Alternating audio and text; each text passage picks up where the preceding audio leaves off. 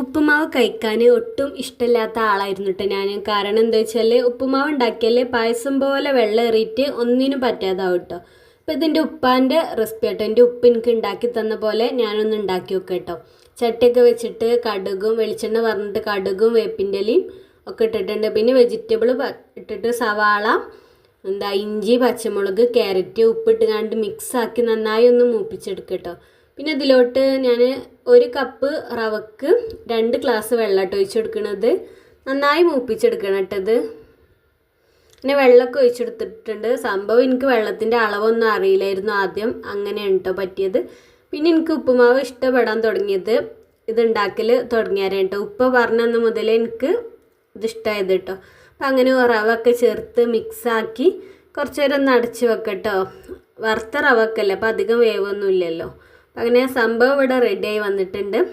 വെള്ളമൊക്കെ വറ്റി